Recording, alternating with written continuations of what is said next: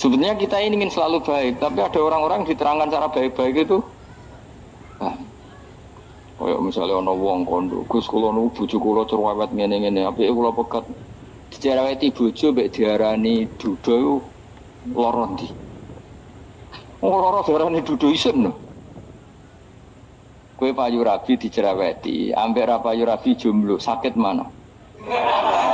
Sakit distatuskan jomblo. Malah kena dicereweti sabar prestasi baru. Mesti wong diwolak-walik. Lan jarpe sekolah tak malan ular seneng mbek Imam Syafi'i. Kowe dirasani wong ning ngarepmu, diomongi, ambek dirasani seneng ndi? Seneng dirasani cara kowe. Cara Imam Syafi'i bukti ke wibawa, buktine ngomong ning ngarepmu ra wani. Jadi Imam Syafi'i itu rileks urip. Ya Aba Abdillah, orang yang tadi muji-muji jenengan itu kalau di luar maki-maki jenengan. Jadi alhamdulillah. Kok bisa itu kan bukan pengkhianatan. Berarti saya wibawa. Di depan saya enggak berani itu. Wong iku sowan Imam Syafi'i ya cium tangan ya hormat. Tapi setelah di luar menghujat.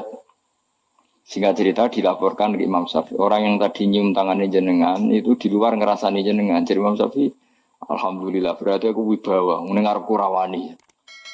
Ya dianggap enteng saja. Terus ada orang misoi Ja'far Shadiq. Sayyid Ja'far Shadiq itu Sayyid putune Nabi, orangnya soleh alim, gurunya Abu Hanifah. Di antaranya gurunya Abu Hanifah itu Sayyid Ja'far Shadiq.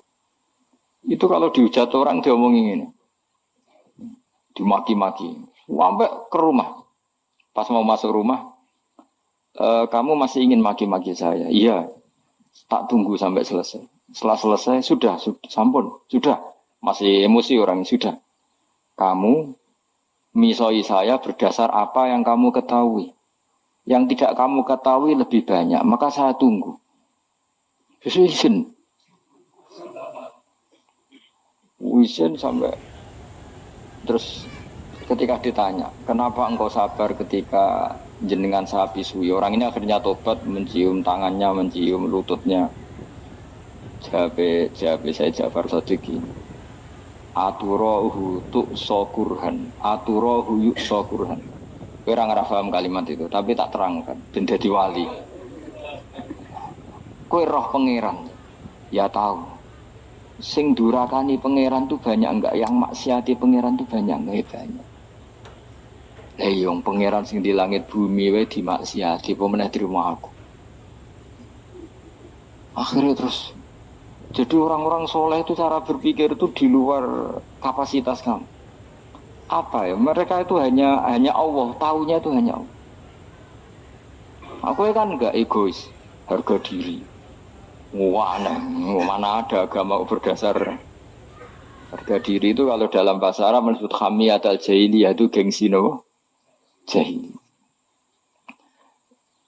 Makanya ketika saya berkali-kali cerita itu, ada seorang ulama dipanggil tetangganya, nom. Setelah sampai situ, sudah kembali saya tidak butuh kamu. Setelah sampai rumah dipanggil lagi, sudah kembali lagi sampai 3 kali. Ulamanya tetap ceria, tetap nyaman. Ketika ditanya, kenapa engkau tetap nyaman? Wahai pemuda, kamu itu tetangga saya. Kata Allah dan Rasul, nak kue iman be Allah Rasul, kon ngapi itu tangga, kon ngundang aku ya teko. Ya seneng nuruti perintahnya. Ketika kamu nyuruh saya kembali, ya saya kembali. Memang itu keinginan kamu. Kue tanggaku, aku kon nurut mbek tonggo. Aku ora urusane mbek kue. Aku mau nyaman mbek perintahe. Nangis pemuda tadi itu tobat. Kalau kamu kan warga diri, orang kok dipimpong. Ini gak bakat wali blas ya. Jadi orang dulu itu nyaman. Karena yes, pikirannya namung Allah Subhanahu wa ta'ala. Umar bin Abdul Aziz itu termasuk khalifah paling soleh setelah periode sahabat. Itu mau kapundhut itu semua antai. Ketika keluarganya menangis, kenapa kamu menangisi saya? Ya karena engkau mau mati. Memangnya kalau mati mau kemana aja? Ila khairi madhubin ilaih, ke zat terbaik. Terus aku mbok kon urip awar kowe gak jelas sesung rumah aku ta ora. Ana Allah malah jelas. Saiki apik ndi urip mbek wong ra jelas sampai sing jelas. Ya wis kabundut. Kowe kan enggak. Mati ku wedi. Dosane akeh. Lah mungkin nak urip terus ra dosa apa to ngono. Mung gaya tok wis. Dosa kula cek kata Gus kok mati terus. Ya malah apik mati ora dosa meneh. Biasa wae nek ape mati biasa karena potensinya kamu urip suwi ku dosane apa taat meneh. Ya jawab. Potensine. Dosa meneh apa taat meneh? Apa ya dosa ya taat. Terus pas mati pas taat atau pas dosa? Ya ora usah ngono biasa ya. Ape mati ae matur pangeran Gusti nak saene mati nggih. Mati mawon nak saene urip nggih. Urip mawon Gusti semua anut jenengan wis. Zaman kula urip sing ngrumat nggih jenengan mungkin sampean mati sing ngelola nggih napa? Jenengan pun donya sing ngurusin jenengan kan sebenarnya kalau kita berpikir itu kan nyaman. Zaman kamu hidup yang mengendalikan jantung, paru-paru, oksigen juga Allah. Dan kamu nggak tahu caranya, tahu-tahu hidup. Tapi setelah mati dikubur kamu iskal. Lalu sistem pernafasan saya gimana setelah saya mati? Memangnya zaman yang dunia kowe roh. Oh karena ada oksigen. Terus oksigen wujudnya karena apa kowe ya ora roh? Oksigen dari zat gini lah zat iku kok sapa ya ora roh. Mau gaya tok ngomong mau tetep akhirnya ora roh.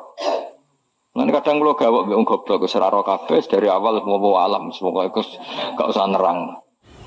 Nah, artinya gini, kalau zaman di dunia kamu tidak bisa mengelola diri kamu sendiri, juga sama setelah mati tidak bisa mengelola diri kamu sendiri. Semua itu al-amru biyadil, semua itu dalam kekuasaan Allah Subhanahu wa ta'ala. Ya sudah, alaihi tawakkaltu wa ilaihi unib. Ya sudah, kita pasrah saja dan kita hanya kembali kepada Allah Subhanahu wa ta'ala. Ya sudah, itu agama. Tidak boleh logika pakai akal.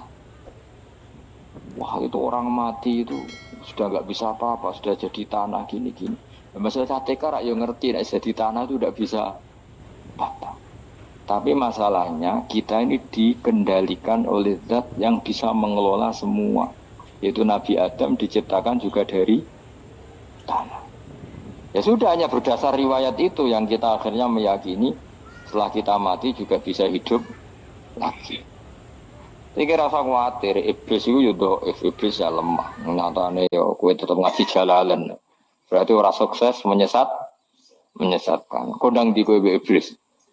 Ya kodang sampean kon ra ngaji tetap ngaji. Dikon paham tetap ra paham. Berarti iblis itu enggak keren no. Betul, saya setiap melihat orang sholat itu menyaksikan kekalahan apa? Iblis. Jadi iblis itu ya kalah orang kok hebat ya ora. Biasa mawon, ora usah sing hebat ya namung pangeran. Dari awal iblis wis menyerah ngadepi orang sing ikhlas. Ikhlas itu dimulai dari awal. Cara bahasa Inggris pokoknya hilir sampai hulu sampai hilir itu kudu ikhlas kabeh. Misalnya kita duit, yakin nek iku wae Allah. Sehingga kita ketika ngasihkan orang itu kamu enggak merasa itu milik kamu. Sehingga enggak gampang ngundat. Selagi itu kamu benar keduanya awalnya salah itu masih mungkin tidak ikhlas. Uang ini milik saya, tak kasihkan kamu dengan ikhlas. Kalimat milik saya ini menjadikan suatu saat kamu jadi undat-undat karena milik saya. Tapi kalau ikhlasnya dari depan, uang ini milik Allah, ilmunya bahak milik Allah. Terus tak kasihkan kamu juga hambanya. Dari awal kan merasa saya tidak punya apa. Tapi selagi saya ikhlasnya hanya separuh, ilmu saya tak kasihkan kamu karena Allah, berarti masih potensi enggak ikhlas ya. Jadi kalau ngelatih ikhlas itu harus dua-duanya. Kamu punya uang milik Allah, punya ilmu milik Allah, punya jabatan milik Allah, kemudian kamu kasihkan sesuai perintah Allah, itu lebih mudah ikhlas karena la haula wala quwata illa billah. Selagi masih separuh saja salah, itu potensi berikutnya juga ikut salah. Misalnya aku ngurmat yatim mau ikhlas, duitku tak kena. Kata duitku itu menjadikan suatu saat. Dulu tak rumah tuh saiki jebule lali aku. Tapi kalau alhamdulillah saya pernah digerakkan Allah ngurmat yatim dengan milik Allah juga. Sehingga kita sekedar pernah melakukan ketaatan ini senang. Enggak penting berikutnya anak yatim ini nanti peduli kita apa enggak, enggak penting.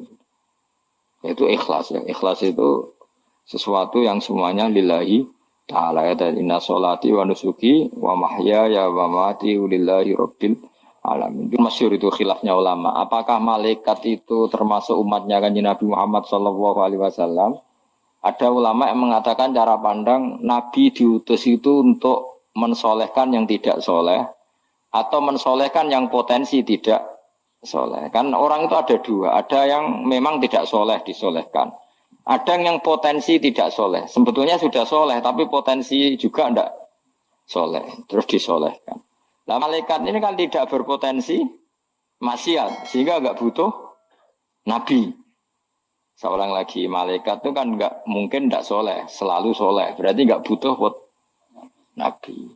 Itu cara pikiran Imam Suyuti. Sehingga dia mengatakan Quran itu memperingatkan semuanya kecuali malaikat. Karena malaikat tanpa diperingatkan sudah soleh. Tapi kata ulama yang lain tidak seperti itu. Malaikat tetap senang sebagai umatnya Rasulullah Sallallahu Alaihi Wasallam karena butuh status tasyrif. Tasyrif itu keren.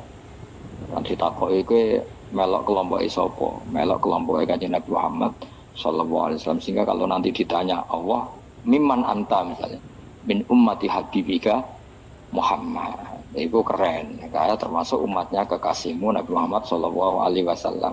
Lalu kamu ngikuti apa? Yo min ahsani kitabik, mengikuti kitab terbaikmu ya Allah. Sehingga mereka ikut umatnya Nabi bukan karena disolehkan tapi karena tasrif, satu kehormatan. Itu yang diikuti ulama. Tradisi kita ahli sunnah ngikuti yang pendapat itu, ngikuti bahwa malaikat pun suka dikategorikan umatnya Kanjeng Nabi Muhammad Sallallahu Alaihi Wasallam karena nambahi tasrif. Nambahi apa? Tasrif. Masyhur itu Imam Suyuti dalam hal ini kita ngikuti ulama mayoritas, bukan ngikuti yang ini. Masyhur kan Jibril ditanya, kan itu ketika Jibril ketemu Nabi Muhammad ditanya, untungnya apa kamu jadi safir? Safir itu kira-kira terjemahan bebasnya panitia saya. Jibril itu kan ya jauh dari langit turun bumi, dari langit itu kan jauh. Terus kamu untungnya apa? Karena Jibril itu tahu betul peristiwa yang pernah dilakukan Allah. Yaitu kayak apa malaikat yang di langit bisa diusir karena kesalahan tertentu. Malaikat yang sok suci kayak siapa itu Harut Marut juga dihinakan seperti itu.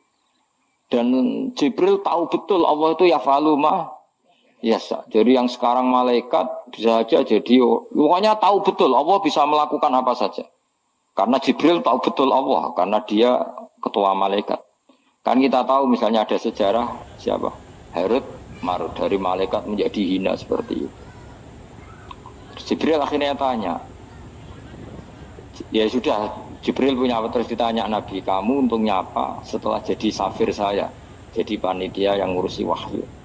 Terus kata malaikat Jibril, saya tidak pernah merasa aman, apakah saya selalu dalam posisi ini, posisi terhormat, kecuali setelah menjadi safir, menjadi pelayan kamu ketika aku distatuskan oleh Allah apa itu innahu laqaulu rasulin karim dzi quwwatin indadil arsy makin muta'in sama amin. Terus ganti fa amin tu ba'du, baru setelah itu saya merasa aman bahwa posisi saya aman karena Quran itu abadi ila yaumil qiyamah ila mala adalah semuanya Quran itu abadi dan di Quran itu saya distatuskan muta'in sama amin. Berarti saya merasa aman tidak akan dirubah kestatusan saya malaikat semenjak saya jadi safirmu.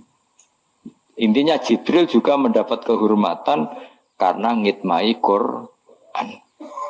Paham ya? Makanya kita di sini mengatakan ini pendapat Imam Suyuti, tapi hampir semua ulama berpendapat apa? Malaikat pun ikut mendapat berkahnya Kanjeng Nabi Muhammad Sallallahu Alaihi Wasallam. Jenenge apa? Berkah tasrif, apa berkah apa? Tasrif. Jadi punya status kehormatan.